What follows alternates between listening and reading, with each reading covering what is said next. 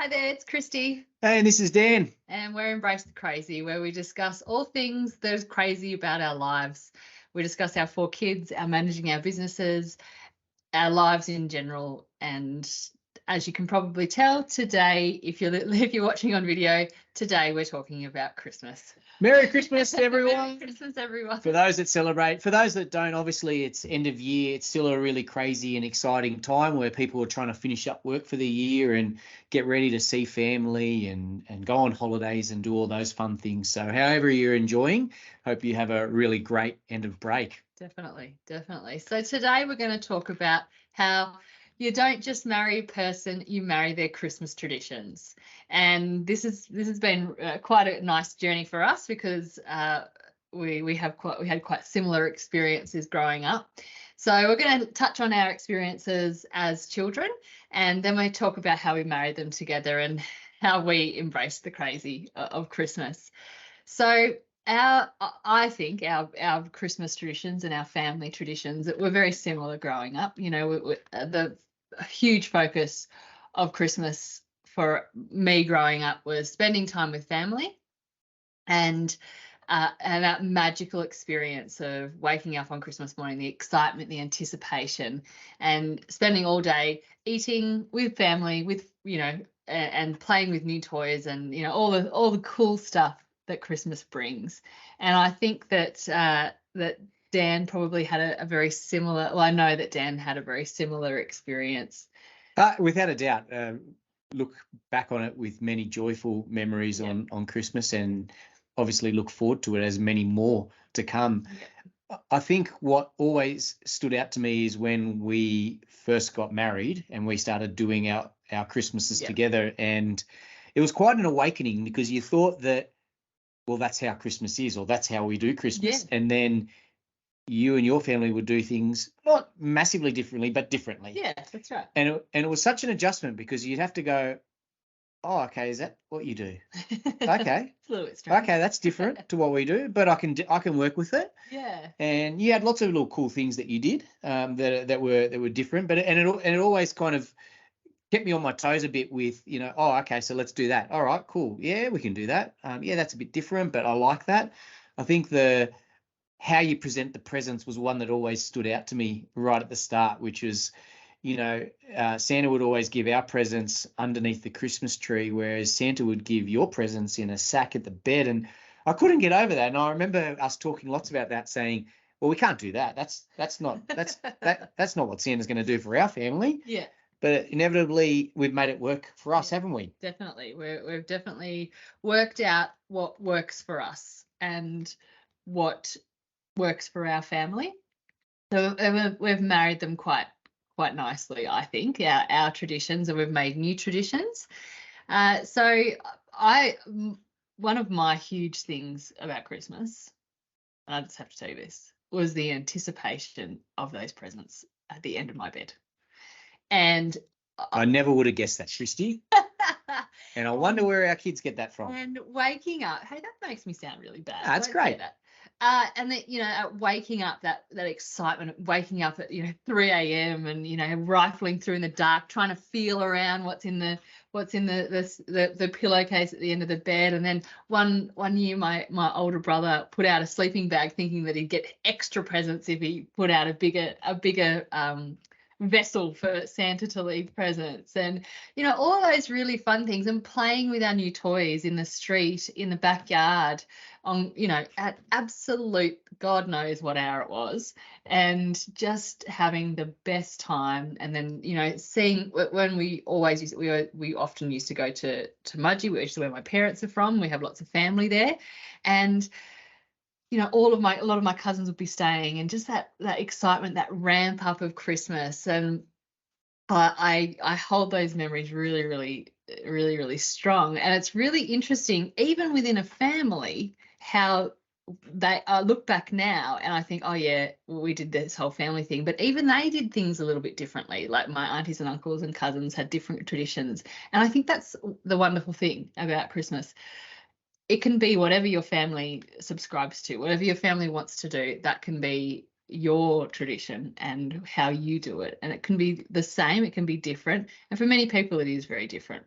And I think in our situation, we've been very lucky in the fact that, you know, we haven't had these huge distances between our traditions, and we've been actually able to weave some new things in, and some weave what our past experiences were, to be able to make our kids' Christmas an amazing experience too. Yeah, and I think as a parent, you really got to work on it. You really got to think about, so how are we going to make it special? You know, we create great build up to it. Yeah. We do advent calendars. Yes. We do shopping, and I know we're going to talk about this shortly, but we do shopping for other families that might need great Christmas presents. Yeah.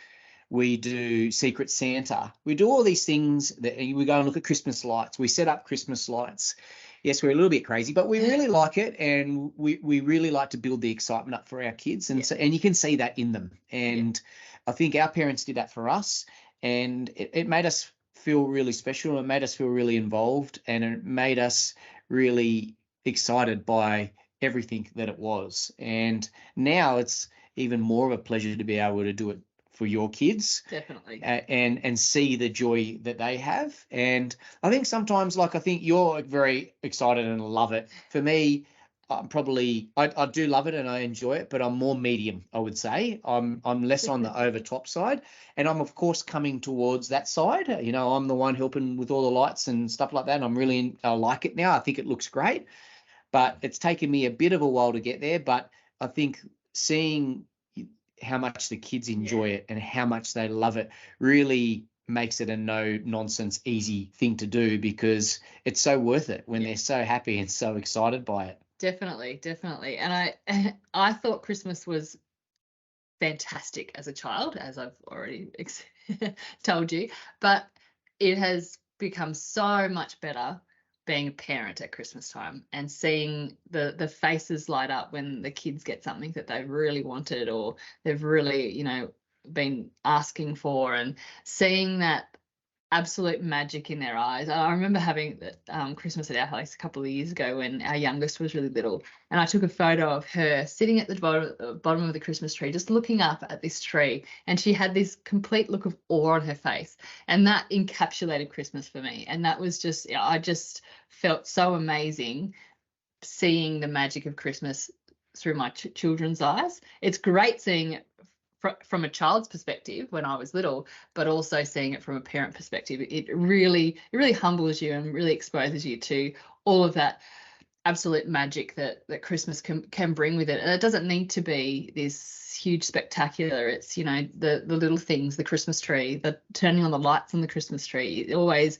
there's always a gasp, like oh, the Christmas lights. And, you know, as you can probably tell, I quite like that.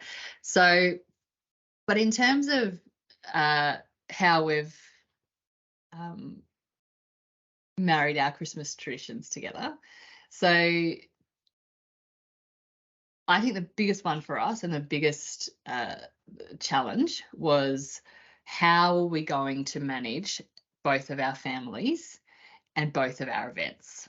I think this is one of the most stressful it was huge. Times from, you know, when you have families that are in different locations, and you had this with your family and we had that with our family, and it is really stressful and always creates a uncertainty around Christmas and expectations. And that takes away the fun of what it's all about. Definitely. And I think you were the initiator of this really early on when we were together, and I am so thankful for it, because we always have the best Christmas where we have the best day. We don't rush off. We settle in.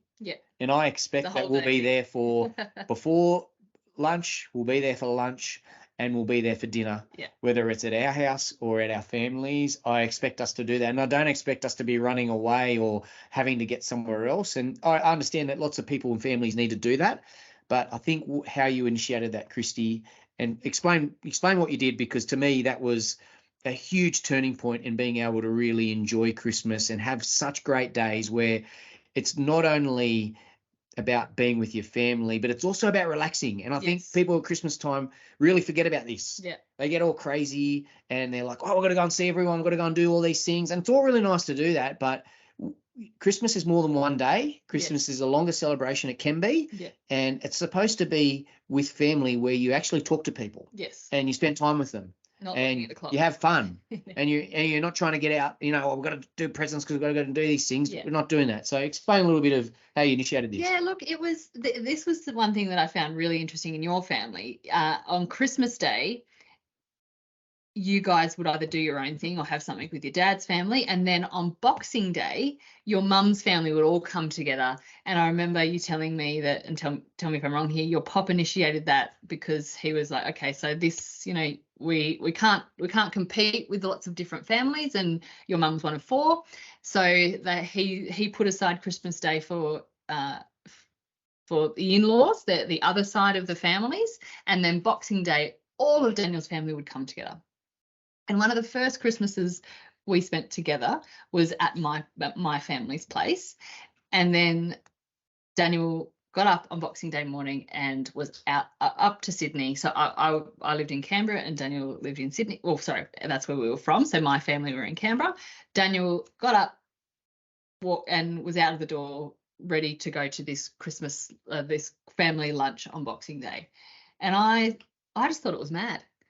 And I think I probably had a very different experience with my parents being from the same town. So when we went to Mudgee, we were there. As Dan said, we set up and we were there for the whole day. And quite often, my mum's from a bigger family, so quite often my grandma and granddad would host, and my nana and George would come, and that they'd come to grandma and granddad's, and so it was very, very nice, happy families, kind of a Brady Bunch moment. But I just couldn't get my head around the fact that he just got up on Boxing Day and drove up to Sydney, and I really struggled with that. And I don't know how we came to the agreement that we were going to do year about. But what we initiated was, one year we would spend the Christmas period, so 4 or 5 days with my family, and then the following year we would do exactly the same thing with Daniel's family. And in those off years, we'd like to, if we can call them that, we would have an early Christmas with either family. So this year, we're having Christmas at our house with my family, and we're going up to Daniel's parents the week before Christmas and having a huge celebration with his family. So we're still getting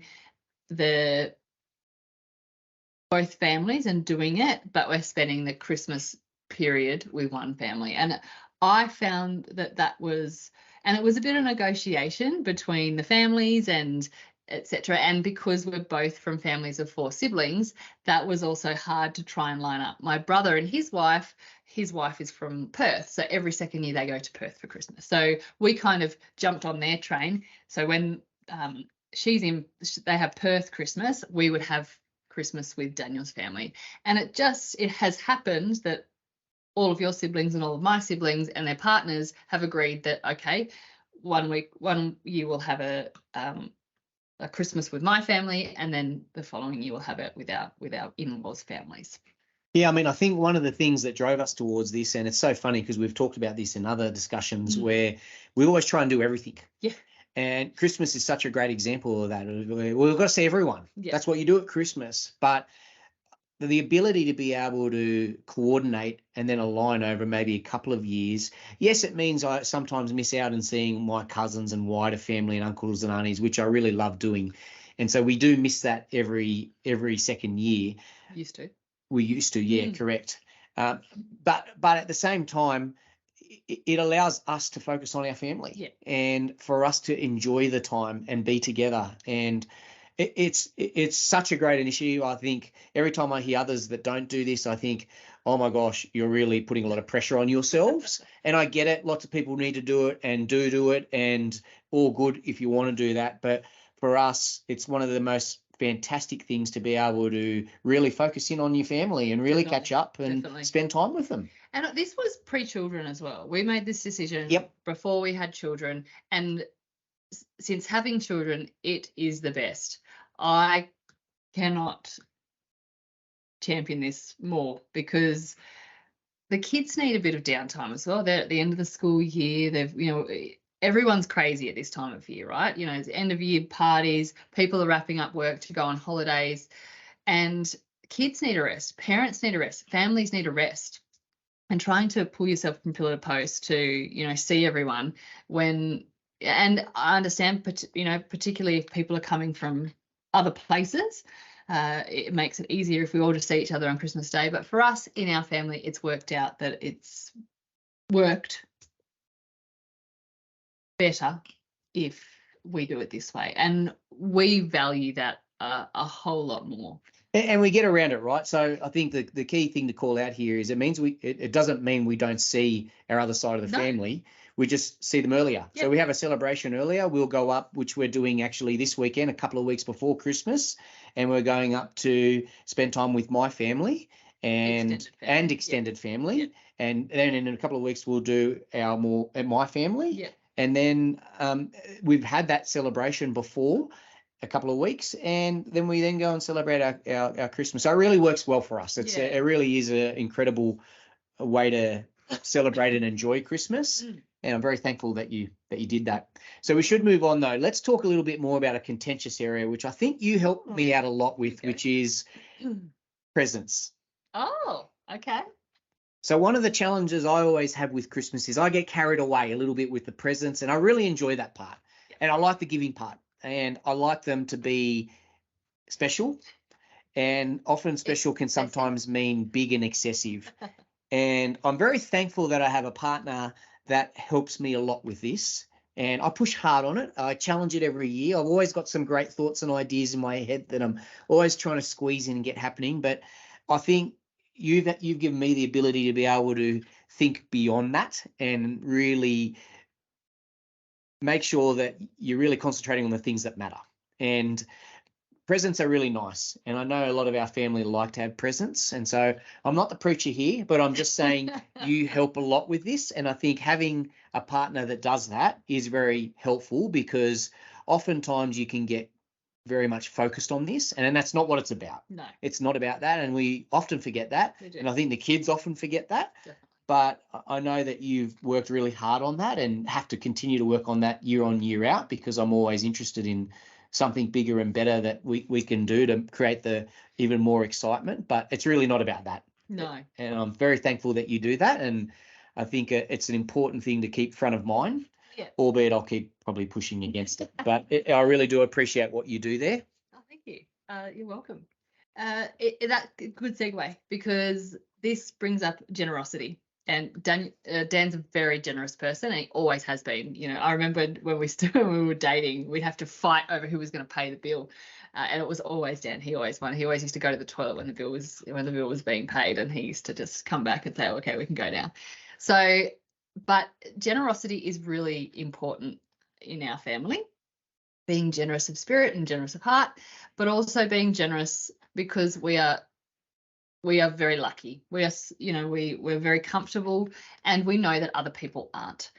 And so for many years, we've volunteered with St.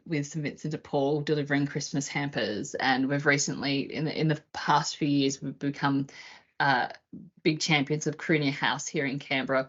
And we go to a lot of their fundraising efforts. But every Christmas through Carunia House, we support a family. And we buy food and gifts, and that is a way for us to show the kids, and for us to actually be a little bit become aware of our own generosity, and show the kids that not everyone has the same ability of the same privilege as us. That's what I'm looking for. And it's not big noting. I kind of feel awkward talking about this, but there's a couple of points I really wanted to get across. The one part that I love more than anything is taking the kids to the shops and buying really cool things for a family that we don't know. Yeah. And it takes a while to explain to the kids why you're doing that and what this is all about, because they just don't get it.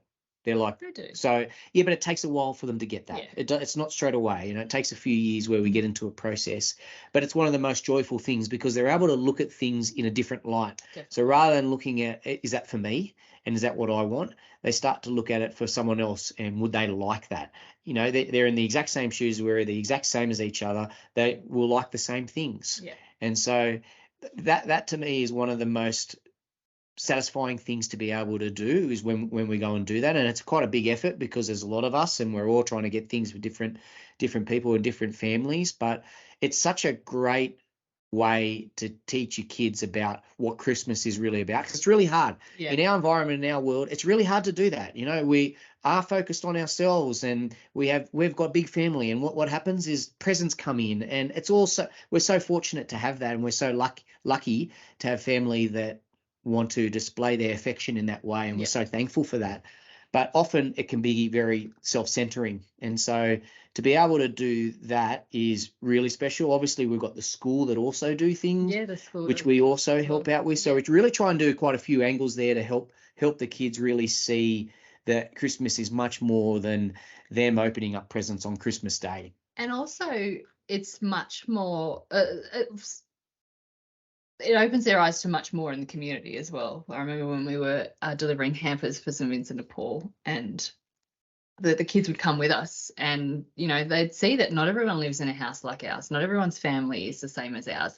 And I think that really, you know, in a small way, we can show them the differences in society and the differences in our own community, and how important it is just to be kind. You don't know what somebody else is going through, and you know, if we can impart that generosity and that kindness, and you know, I can continue going back to this same thing, but it's a really important part of our family is that we're kind and we're generous, and we understand that not everybody's the same as us. And I think that's a really good, I think at this time of year, it's a really good way of humbling the kids and making them realize that, you know, what we have, other people don't.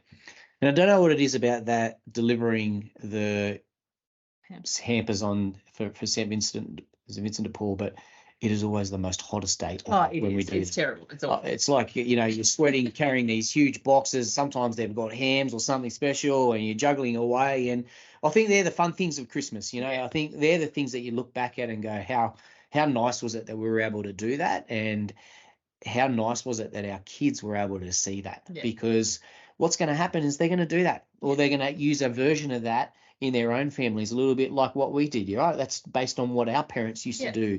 We used to give things to others at Christmas time. We used to take something off the Christmas tree. I remember at church we would take a tag, and that would be for a child, and we would do a similar thing. And so we've now just kind of taken that on into our own way. And I think, you know, I think that they're the best things about Christmas that really get me excited and happy about it. Yeah, definitely. So embracing the crazy of Christmas. It's, you know, that's what we're all about, right? Embrace the crazy. So as I mentioned before, we're hosting this year at our new place. We have a pool, and we're just going to go, everyone can just get in the pool and spend all day in the pool, and we're going to have food and drinks, and we're going to have a great time. And Christmas is crazy for us.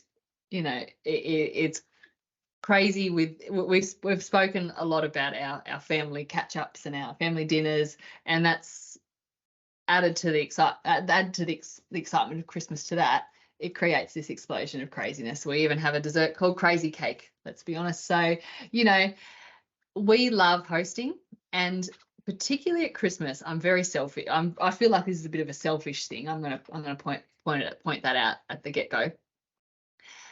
I love hosting because I don't need to pack up the kids and their stuff and take it to point A or point B and then bring it home again. I love the fact that on Christmas morning we're here and we settled in for the day, and that I actually really enjoy that. I love hosting, and we've spoken about that at length, and I love having people at our home. But I also I'm a little bit selfish as well. I always open up my home because I figure it's easier just for the kids to just go, okay, we're at our house, we can just relax, and it means Dan and I can relax a little bit more and not have to drive either, so we can have a one too many Pims, and it won't matter. Pims and lemonade. I think one of the big things with Christmas, though, for us is like the Christmas Day and Boxing Day. We're lucky, as we just talked about before. It's actually quite relaxing. It I is always very enjoy much it. so. Yeah, I definitely. think it's always a great day, and we always enjoy it, whether we're hosting or not. I think yeah, we're lucky that way. The part that is very stressful is all the lead up to Christmas, and I think particularly for us, where we've got work events, we've got school events, we've got friends and family all trying to catch up. We're all trying to squeeze into 15 days or thereabouts before Christmas. We're then trying to organise gifts, going shopping, and the list goes on. And I know that's something that most of us share, but that without a doubt is always the really difficult part. And I know that is the part that makes you tired. Yeah. And makes you stressed. So you almost get to Christmas, you're like, thank God we got here. Yeah. So that's the part that's really hard. How do we handle that? Well, I just do it all, isn't We it? just hold on, don't we? We just hold on for dear life. No, I actually enjoy all that.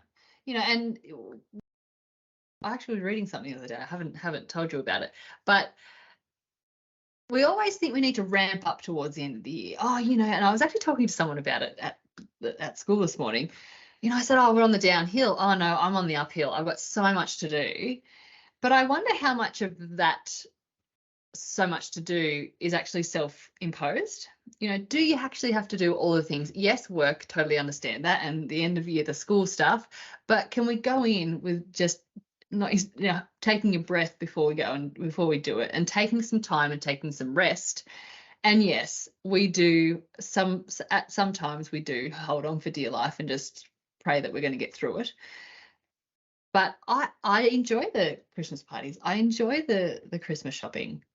And I don't just leave my Christmas shopping until the 24th of December. I do it over a period of time. I do a lot of online stuff. We're having mountains of boxes delivered to our house at the moment. But I enjoy that. But also taking time to rest, taking time out to do the special things with your family, creating those traditions. Maintaining those traditions that you already have in your family, I think, is really important. Did I take that in a completely different angle than what you were? Look, I'm not sure everyone feels that way. Shall I explain how I feel? Can I just say that was my experience? Yeah, I started. Of course, saying, of course, and that's. I think that's the beauty of relationships and partnerships is that there are different experiences through that process, and it's great to see that. I think it's great to be able to see you enjoying them and so happy. And not saying I don't, I do as well. But I feel it's very hard, and I feel it's quite a. I feel there is almost a bit of a hill to, you finish work for that. For me, that's a big milestone, because then I can say, all right, now I can focus on getting ready and getting organized and making sure all the presents are sorted. And you've also got your birthday, so there's a birthday celebration in there as well, so there's quite a lot going on. And so for me, I think it is one of those times where you really got to embrace that craziness and enjoy it. Like, I think we try and have a few points along the way where we're just like, we're getting close to the end of the year, or we're getting close to Christmas, and this is exciting for us. And whether that's when we catch up and have a little bit of our own little celebration, I think there's a few things there that I'll try and keep and maintain. I think the other part is that we've talked about lots, which is trying to keep your structure up. So whether that's your health, trying to continue to eat the same things. I mean, how hard is it to eat the right things? Yeah. At Christmas time, when you've got all these celebrations and drinks and all these things going on. I mean, for me, it's just impossible, to be honest. But being able to keep going to the gym and those things, I think, are really important in keeping in that rhythm. And I know I'm diverting a little bit here, but I think there's some of the things that probably help with that embracing process. But it's a great time. It's where we get to it's where we get to see each other. We get to share. We get to have fun, have parties, reflect on the year, go and have a break, and all of those things. So it is a really nice time, and that is going to mean that there's more activity than normal. And so keeping a bit of that structure in place probably helps enjoy that to the most. Yeah, very much. That's good. That's a really good point. But we also understand that Christmas can be a very hard time for lots of people, whether it's the fact that you don't have family, or you've got a strained relationships, and Christmas Day isn't like ours. And we completely understand that, and we hope that at some point over this Christmas period or over this end of year period, everybody out there can find a little bit of joy and a little bit of magic, even if it's the smallest little thing. And, you know, strained relationships are really, really hard. And going into Christmas, these things can be amplified. And so we just wanted to shout out to all those people who do find this period of time difficult. We understand, and we hope that there is some kind of joy in your life. But in terms of our Christmas, we're well, Dan's doing the uphill, I'm doing the downhill slide. I feel as though I've just got to get to the end of term. Everything in my life is set out in school terms. My whole, because the kids are such a big focus. So just got to get to the end of term. We've got 2 weeks to go, and this time in 2 weeks with the last day of school. So, and we've got a lot of stuff happening this year, particularly with the our eldest is finishing year 6. So there's a whole lot of end of year activity. So that adds to all of the things as well. And so I feel like I'm going downhill. Dan's got the uphill. He's got 2 weeks left to work as well. So we just wanted to touch base with you guys around this crazy time and how we do it and what we've done in the past and how we've changed and how we've married together our traditions. And we just wanted to point out the magic of Christmas. See if you can find something extra magical this year. And keep evolving those traditions. Yeah. Keep creating your own ones. I think Definitely. traditions can be evolved and built on and developed and create new traditions as well. Yeah. So I think a really special time for everyone. Big shout out to all of you for all your support. Thanks for all the feedback and input. Keep it coming. We hope you have a really great break. For those that celebrate Christmas, Merry Christmas. Hope you enjoy lots of time. Keep safe. Yep. Enjoy your holidays, and we look forward to chatting more in the new year. Cheers. Have a great one. Bye, Merry everyone. Christmas. See you all.